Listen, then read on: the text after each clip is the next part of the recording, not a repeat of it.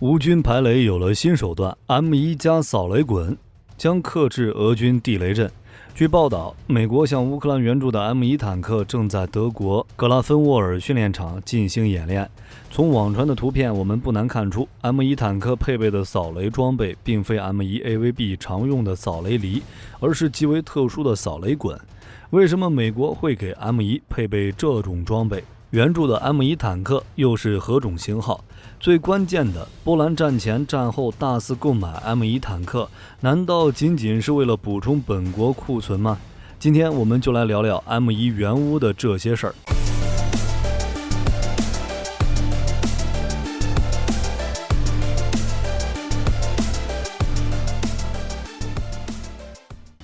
与布雷相比，扫雷可以是一项更难的技术活，所需的成本和时间都要远远高于布雷。所以在穿越雷区时，往往需要破障车打头，先打通一条道路，之后再视情况清除其余地雷。在清除地雷上，相比于人工除雷的耗时，炸药除雷的昂贵，我们最常用的是机械除雷，就是在坦克或装甲车前方加装的扫雷工具，一般都有扫雷滚轮、扫雷链和扫雷犁等几种类型。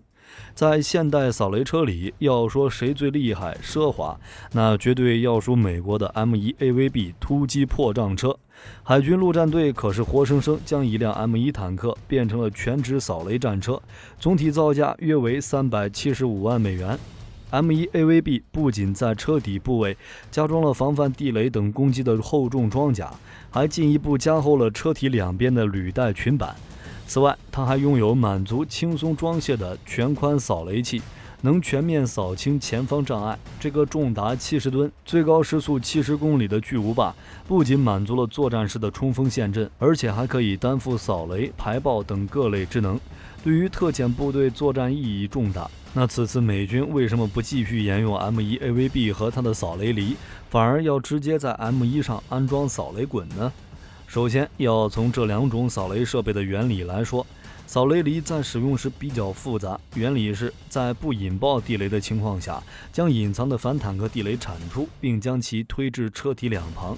多数情况下还需要工兵配合才能将地雷排掉，清理效率比较慢。而此次 M1换装的扫雷滚，全称叫做滚压式扫雷器，其原理和压路机差不多。依靠自身重量引爆反坦克地雷，排雷效率要比扫雷犁高，而且据图片显示 ，M1安装的扫雷滚每侧各有5个钢制滚轮，清理面积大不说，从整体结构上看，两侧的扫雷滚还相对独立，能根据路面的起伏而变化，排雷效率高，更符合现阶段的乌克兰战场。其次是为了让 M1保持多功能性，碰见雷区时可以充当破障车扫雷，加速乌军的行军速度。平时作战时只需卸下扫雷滚，就是俄军 T72 的末日。在伊拉克战争中，曾有数辆 M2 与7辆 T72 在50米距离上对战，结果 M1A1 在无损失下歼灭了所有 T72 坦克。更何况 M1的防护能力可不是吹的，即便俄军布设的地雷阵是最复杂难解的复合型雷场，充满了各型号的反坦克地雷和反步兵地雷，也能最大限度保障乌军士兵的生命安全。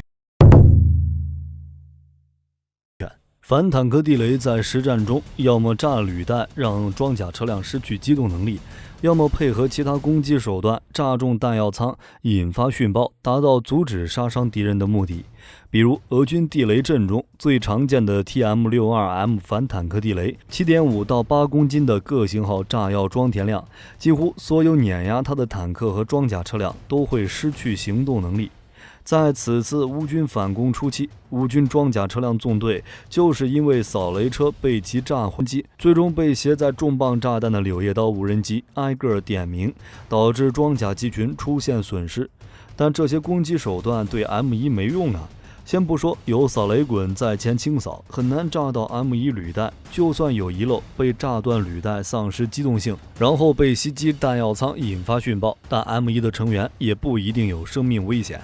因为 M1的战斗室与弹仓有分隔构造，炮塔前部成员舱的正面和侧面可以安装平右装甲加强，大部分炮弹都统一放在炮塔尾的弹仓内，在弹舱上有泄压板，所以即使发生弹药殉爆，也只会掀翻弹舱盖装甲顶盖，而不会掀飞炮塔，并且在弹舱与战斗室之间 ，M1 还设有防爆门，配合上弹舱的特殊构造，可提高弹药爆炸时车内成员的存活率。另外，想要彻底摧毁一辆 M1 也并不容易。M1 采用的装甲是一款以陶瓷为夹层的复合装甲，对高爆破甲弹及动能穿甲弹的防护表现均优于传统钢制军制装甲及间隙装甲。其炮塔更是采用倾斜构型，既可以保持一定的倾斜避弹构型，又易于安装复合装甲。比如 M1 基本型采用的是以氧化铝及陶瓷作为夹层的复合装甲，对稳翼稳定脱壳穿甲弹的等效防护达到350毫米，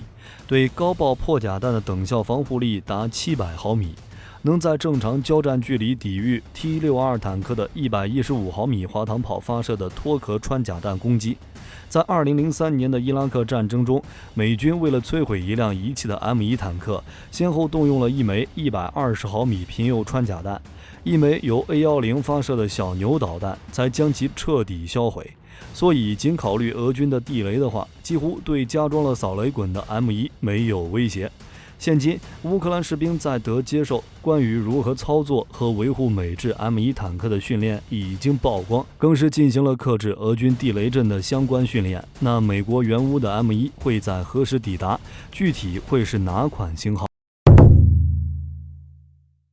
关于美国援助 M1 坦克的消息，最早是在今年1月25号。当时拜登宣布，美国将向乌克兰援助31辆 M1 坦克，预计将在乌克兰组建一个坦克营。一天后，五角大楼副新闻秘书塞布丽娜·辛格证实，美国打算花几个月时间为乌克兰提供 M1 家族中的更为先进的 M1A2 型，而不是美军现有库存中的 M1A1 型。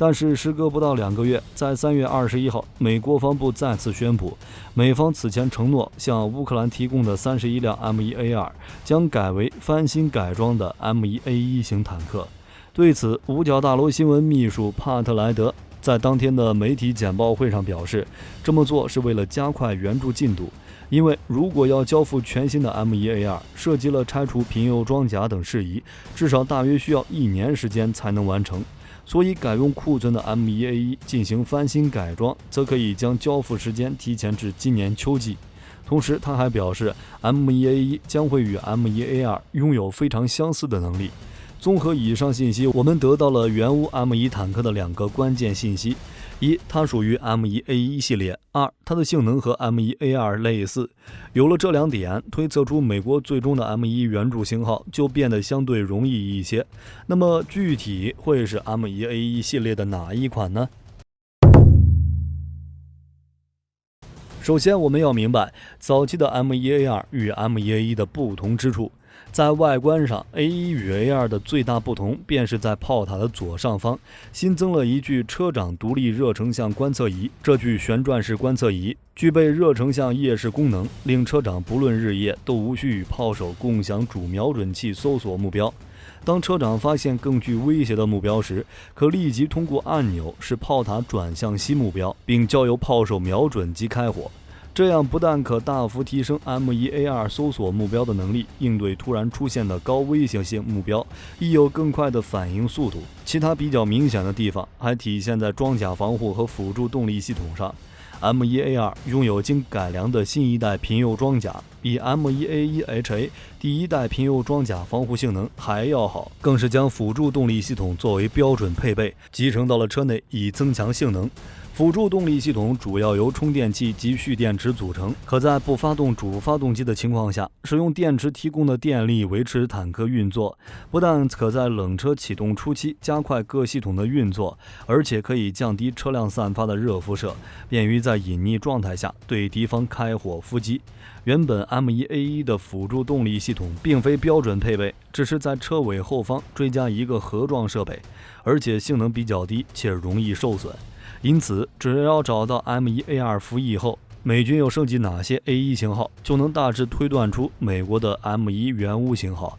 在 M1A1 系列中，符合 A2 诞生后又进行过以上升级的型号，就只有澳大利亚的 M1A1 ARMSA 型和美军自用的 M1A1 FEP 型号。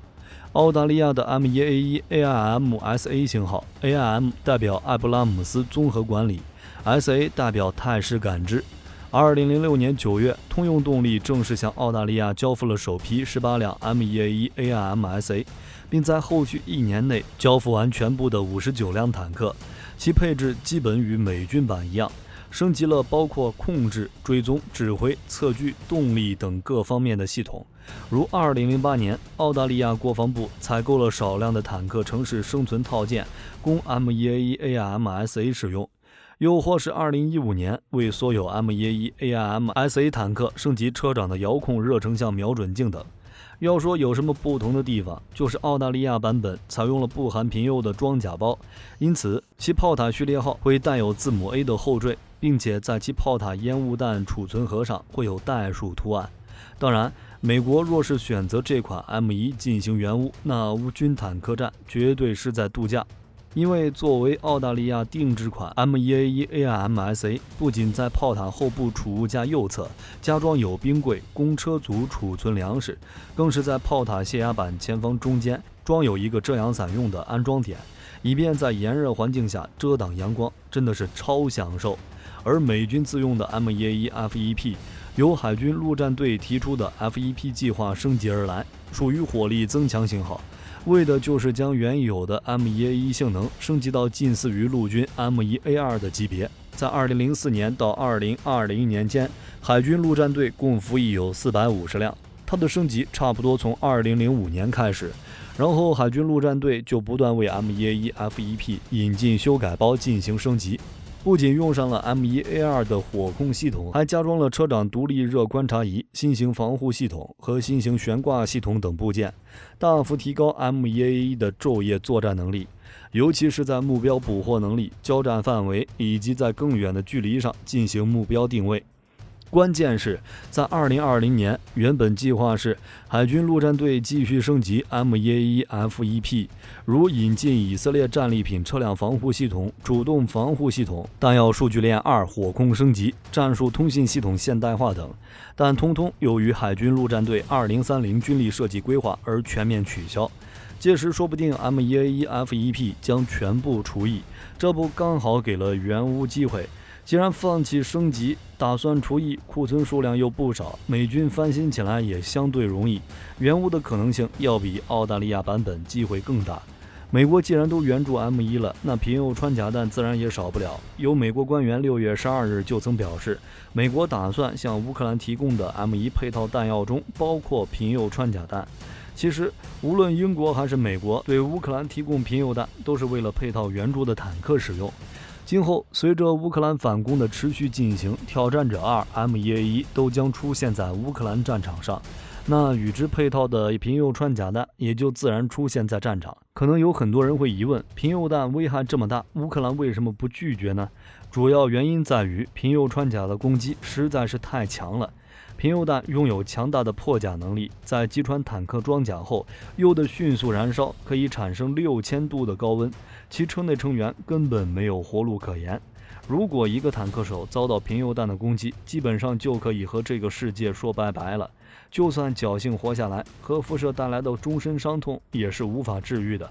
而且有了贫铀穿甲弹的加成，乌克兰坦克的攻击力必然会得到提高。可以预见，当美国 M1A1 坦克下场时，乌军的反攻必将进入一个更大的高潮。只不过让火力军担心的是，贫铀穿甲弹并不只是北约的专属弹药，俄罗斯也有。当英国和美国的坦克在乌东战场上发射贫铀穿甲弹时，俄罗斯也必然给 T90、T72 坦克配备贫铀弹，届时俄乌两军的伤亡就会加剧。关于 M1 的消息，除了此次充当乌军在德国的训练用具外，另一则振奋消息是波兰当初订购的116辆 M1 坦克的第一批已抵达波兰。那波兰的 M1 坦克今后会援助给乌克兰吗？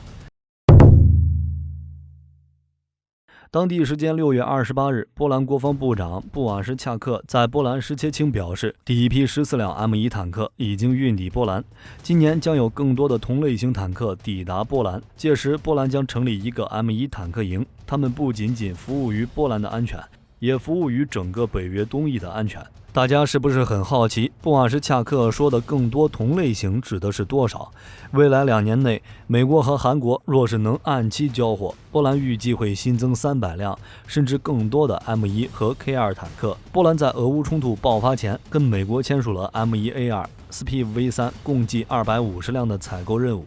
紧接着又跟韩国签署合同，采购180辆 K2 坦克，交付时间为2022到2025年。在俄乌冲突爆发后，随着不断援助乌克兰，波兰感觉自己的装甲力量有所不足，于是在2023年1月5日又向美国订了116辆 M1A1， 并要求2023年内就交付，并且为了照顾好这个 M1 坦克营，波兰还在西部城市波兹南开设了一个服务维修中心，专为 M1 坦克提供后勤服务。让火力军好奇的是，波兰这个北约成员国为了应对俄乌冲突，不断购买 M1 增强本国军力没有错，但仅仅只是如此吗？要知道，在过去的1年里，波兰是向乌克兰援助武器最为积极的国家之一，光是援助的坦克就高达数百辆，连之前向德国购买的豹2 A4 都没捂热，就转让给了乌克兰14辆。当然，主要型号还是乌军熟悉的 T72 和 T72 M1R。不仅如此，波兰也是第一个愿意给乌克兰援助 F-16的国家，甚至波兰近期还主动联系其他拥有苏俄制战机的国家，准备再捐一批到乌克兰，帮助乌军作战。所以，有没有这么一种可能，波兰购买这么多 M1 坦克，是不是想随着美国援助 M1 坦克抵达时，顺势再交付一批给乌克兰呢？好了，关于 M1 援助乌克兰，大家还有什么想补充的？比如 M1 抵达乌克兰后，乌军会如何维护保养，部署在哪里最合适？都欢迎在评论区留言。我是火力军，我们下期再见。